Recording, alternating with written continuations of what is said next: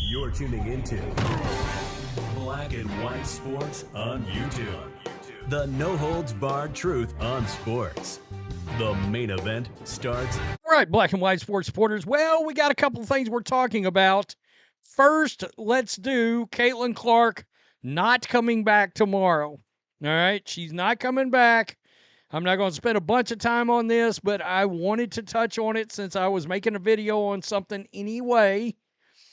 Stephanie White did talk today, gave an update, so here we go. Clark said Thursday, after being reevaluated over the weekend, she could possibly return for Tuesday's tilt, but she would not rush back. Stephanie White said Monday, Clark is, quote, ready to start ramping back up and has been allowed to participate in some, but not all of practice.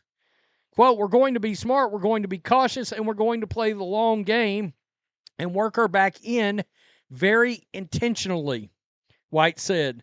The same goes for Sophie Cunningham, who has been limited to just 4 games this season due to an ankle injury. White said that Cunningham was also limited in Monday's practice. After facing the Atlanta Dream on Tuesday, the Fever won't play again until Saturday when they host the Liberty, giving the team ample practice time to see whether Clark and Cunningham are inching closer to their returns. Quote, I think for us, we've got to work both Clark and Sophie back in. Are they in basketball condition? What does it mean to go live? It's one thing to do some shooting drills. It's another thing to go out on the floor, get back into movement, patterns, rhythm, timing. We're picking and choosing the things that can be in practice so we can see their progress. Quote, both of them being out for long periods of time, you've got to work your way back in to being game ready.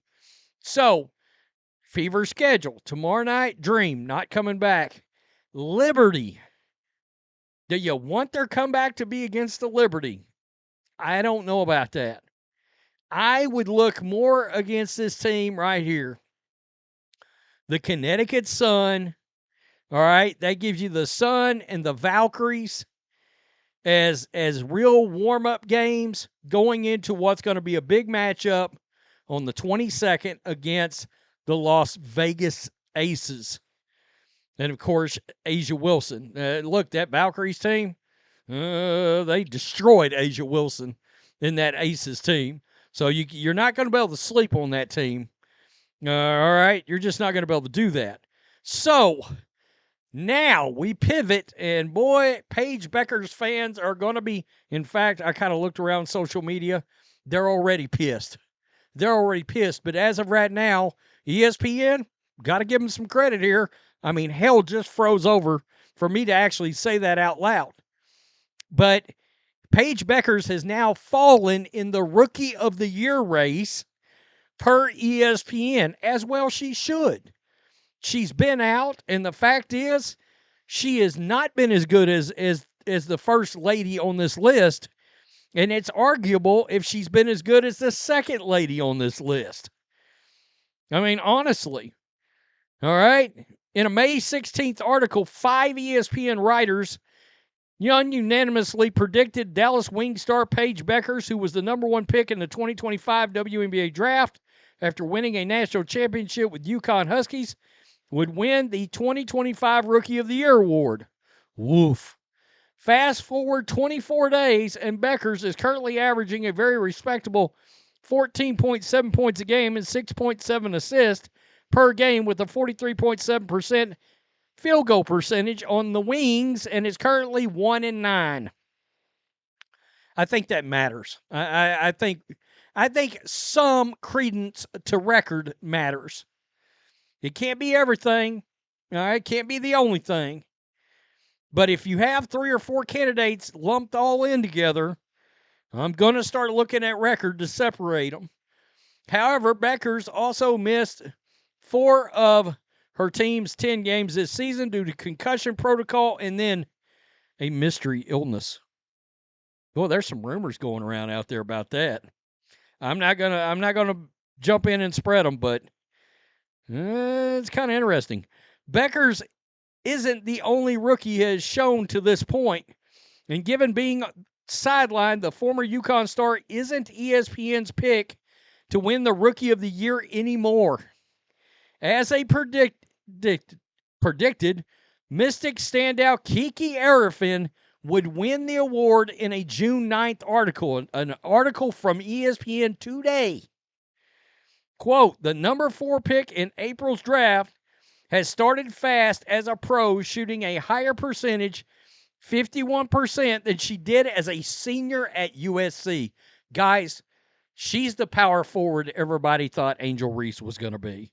Oh, and guess what? Angel Reese fans are furious if you bring that up. I saw that online the other day.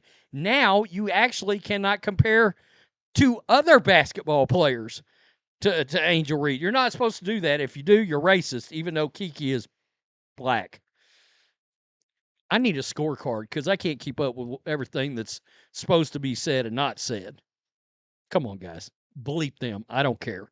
Per Genius IQ tracking, Iriafen leads the WNBA in shots made and attempted in the restricted area around the basket. How about that? She's a beast. Many of those have come off second chances. Iriafen is close to averaging a double-double, 14.9 points a game, 9.9 rebounds. She's averaging 15 and 10.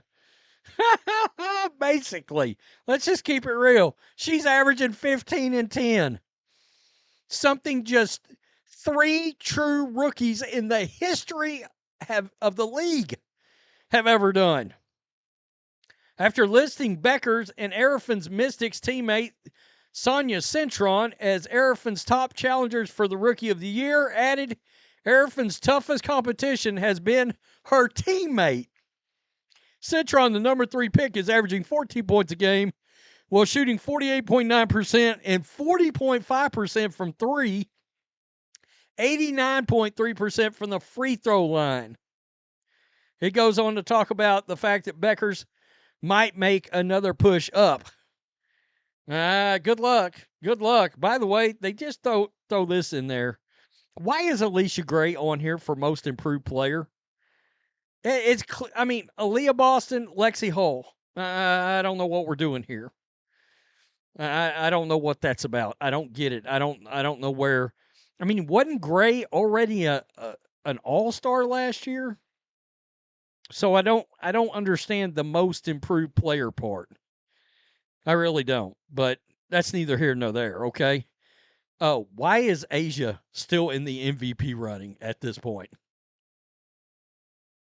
Has anybody been paying attention to the season she's having? I mean, statistically, I get it, but she does not look like the same player. I'm just keeping it real. She does not look like the same player. So, there we go.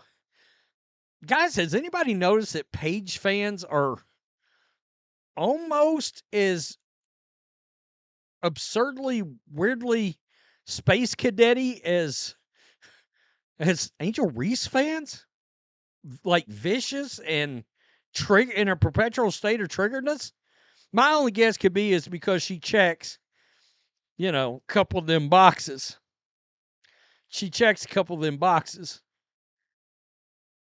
Even though one of them rumors going around out there might suggest that she decided to pivot in another direction. I don't know. Again, I'm not going to go out there on that. So somebody else going to have to make that video. Tell me what you think. Peace. I'm out. Till next time. Thanks for watching the show. Be sure to like, comment, and subscribe. Be sure to tune in next time on Black and White Sports.